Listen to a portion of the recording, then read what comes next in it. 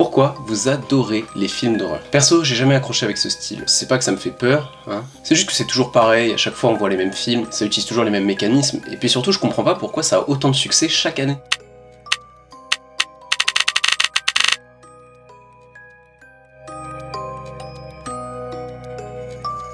Bonjour, aujourd'hui c'est Halloween et on va parler horreur. Alors évidemment, comme beaucoup d'histoires liées au cinéma, ça commence à sa création avec Georges Méliès, qui a créé en 1896 Le Manoir du Diable, qu'on crédite aujourd'hui comme étant le premier film d'horreur de l'histoire du cinéma. À cette époque, il n'y avait pas vraiment d'ambition de faire peur, c'était juste un moyen pour Georges Méliès d'apporter quelque chose d'un peu nouveau dans ses spectacles de magie. Et petite anecdote d'ailleurs, ce film était complètement perdu jusqu'à ce qu'on en retrouve une copie au fin fond des archives de la Nouvelle-Zélande. Bon, je voulais sortir les chiffres de vente de tickets pour les dernières années, mais avec tous les confinements, c'est pas vraiment représentatif. Bien que cette année, on retrouve à peu près une tendance normale, mais avec les confinements, on a connu une énorme chute, comme vous pouvez le voir sur ces graphiques. Mais en 2022, la tendance revient à peu près à la normale, puisqu'on voit 815 millions de tickets vendus, et en moyenne, ce sont 1,3 milliard de spectateurs qui se déplacent dans les salles obscures pour voir ces films. En ce qui concerne les films, on en recense 1256 aujourd'hui, c'est juste énorme. En comparaison, ce sont 1143 films d'aventure et 1146 films d'action. C'est le quatrième genre qui compte le plus de films, c'est pas étonnant, bah ouais en fait un film d'horreur ça coûte pas cher à produire et ça rapporte énormément. C'est l'exemple du projet Blair Witch ou de Paranormal Activity qui sont deux des films les plus rentables de l'histoire du cinéma, parce qu'ils ont coûté quelques centaines de milliers de dollars au maximum et qu'ils ont rapporté des millions au box-office.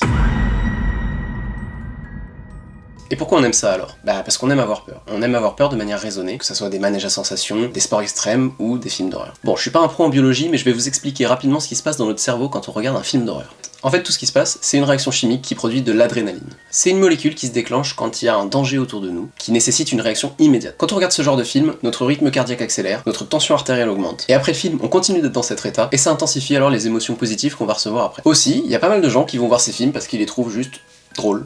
Comme c'est évident que tout ce qui s'y passe est faux, bah certaines personnes transforment ça en comique. Il y a une personne qui le démontre très bien, c'est Jordan Peele, parce que lui il a fait le grand bond de comique à horreur hyper facilement, et ce qui est intéressant avec cette vision, c'est qu'elle peut agir comme thérapie, en faisant comprendre à la personne qui regarde ces films qu'il n'y a aucun danger pour elle. En dehors de ça, il y a aussi un facteur sociétal. Bah ouais, on aime bien aller au cinéma avec nos potes pour voir ce genre de film, ça nous fait un peu peur, et puis ça nous lie avec les personnes avec qui on va le voir, c'est normal. Le genre évolue beaucoup avec son époque. Après les événements du 11 septembre, on a vu beaucoup de films mettre en image des scènes de torture sur de parfaits inconnus, sans raison. Et ça mettait en abîme la peur qu'il y avait aux États-Unis à cette époque, et dans le monde occidental, de subir des violences complètement aléatoires du jour au lendemain. Aujourd'hui, on a beaucoup d'œuvres d'horreur qui portent davantage sur le comportement des humains entre eux, comme par exemple avec The Walking Dead, qui met pas particulièrement en avant les zombies, mais qui fait plutôt ressortir ce qu'il y a de pire chez l'être humain. Et de toute façon, c'est propre à chacun, ce qui pourrait vous faire peur pourrait ne pas me faire peur, et inversement, même souvent inversement d'ailleurs.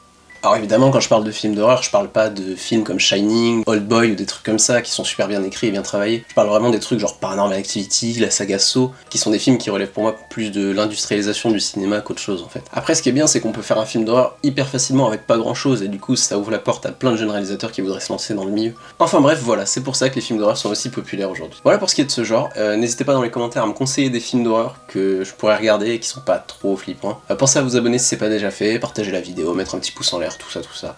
Et je vous remercie et je vous dis à bientôt pour la prochaine vidéo.